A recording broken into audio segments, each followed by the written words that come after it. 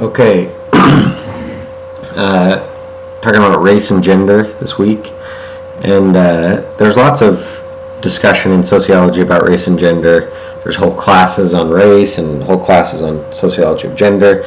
So really, the thing that I want to focus on and get you to think about is the ways that we think about culture and race, or culture and gender. Okay, so bringing to bear the theories that we've already discussed, from classical all the way to more contemporary theories of culture, and how that affects the ways we see race and gender and think about those things and experience those things. Okay, so I want to just really try to just focus on that part of it, because they're obviously huge topics that could be the whole class by themselves.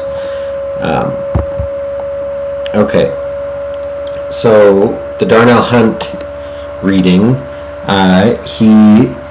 this research was showing participants, research subjects, showing them news footage of the Los Angeles riots, and then analyzing their responses.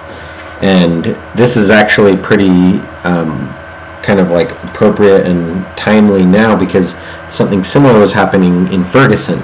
So most of you hopefully probably are aware of the riots that were taking place in Ferguson about a month ago. And so there's similar stuff going on. If you look at how the media portrays race in these things, in these instances, and he was looking at that, but this specific chapter is actually more specifically about not just the way the media is portraying race, but the ways that people are interpreting it when they're watching it.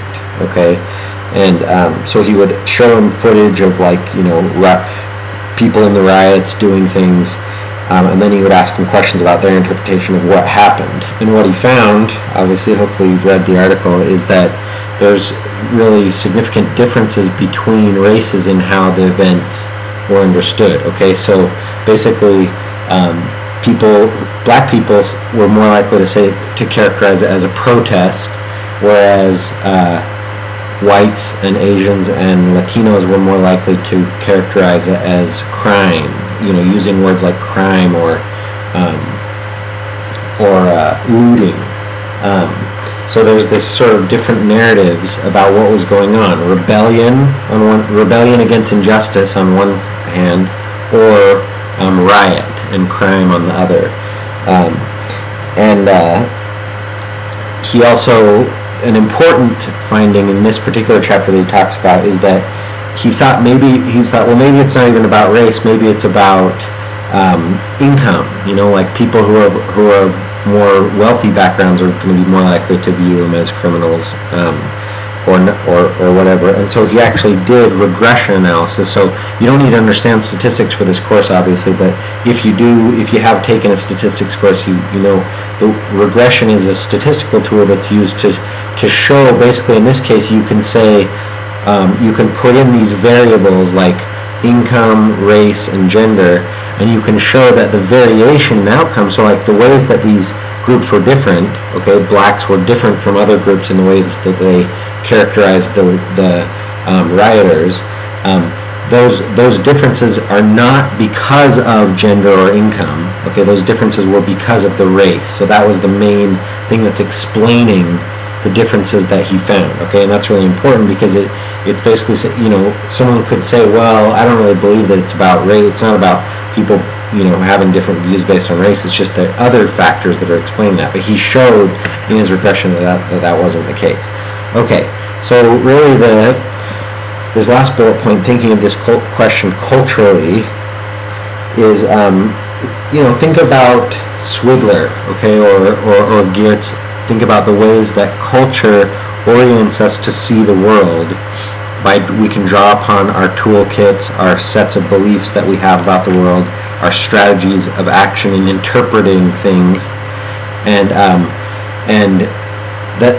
So really, the point to think about this culturally is that those strategies of action, those ways of seeing, are different by race. That's what he found. Okay, And of course he goes into a little bit of explanation of why, and this is just one chapter of an entire book that's about this, but I think that's the important thing to realize, is that regardless of your own feelings about like viewing riots and whether or not they're looters or criminals or protesters rebelling against injustice, no matter how you personally want to characterize it, the important thing to recognize is the way that culture is so powerful in shaping the way that we see these things and how those things differ by race.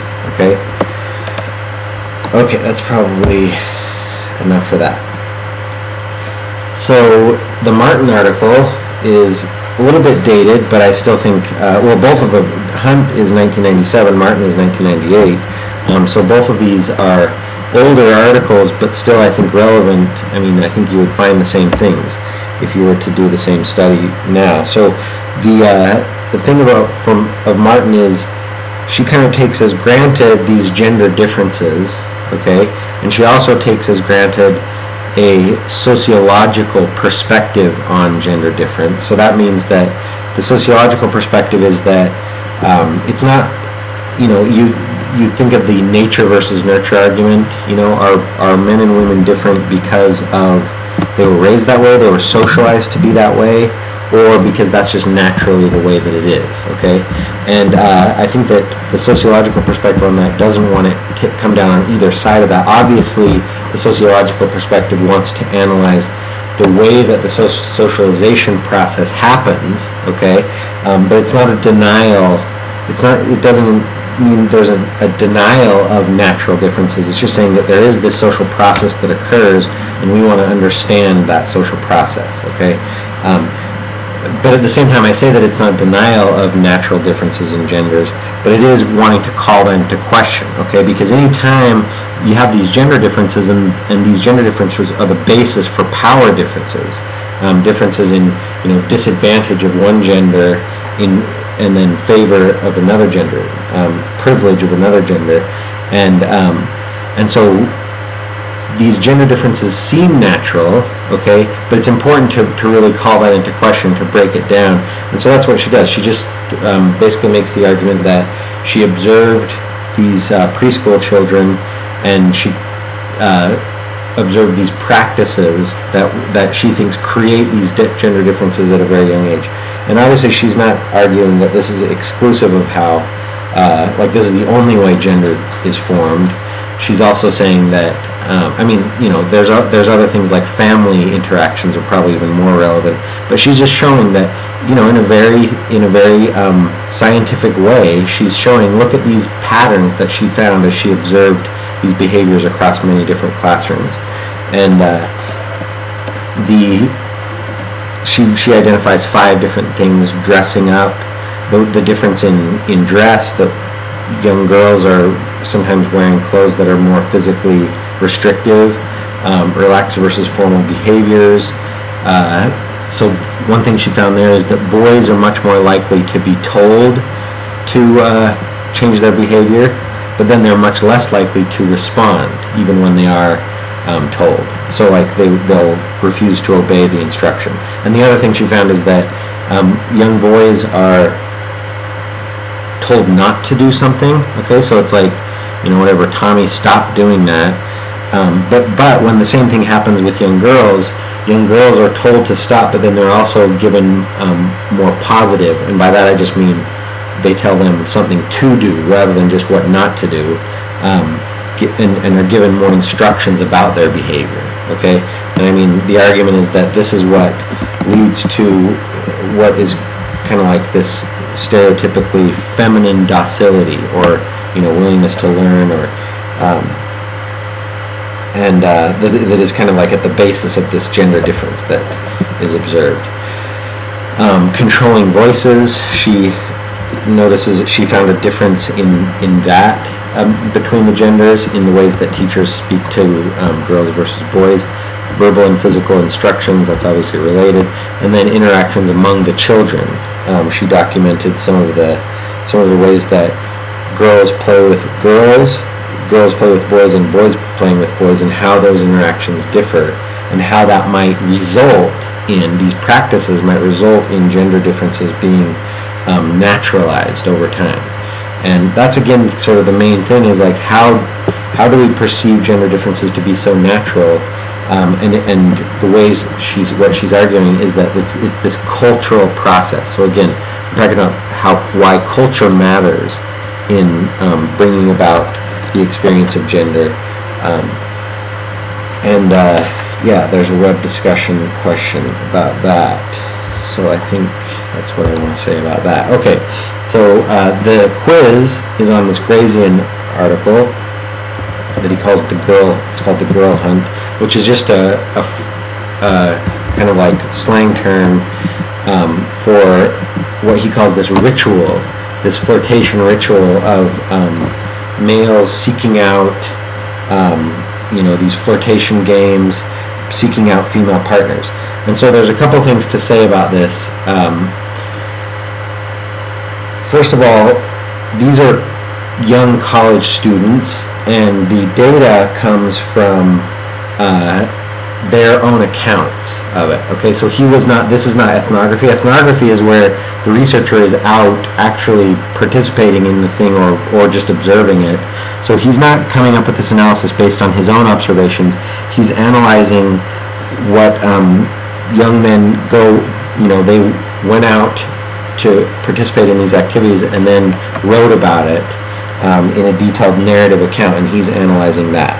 Okay, and so really, it's really important to stress the specificity of this study, that it's really only talking about young males, and these are like, probably pretty well-off income. It was at the, I believe, undergraduates at the University of Pennsylvania, so which is like Ivy League school,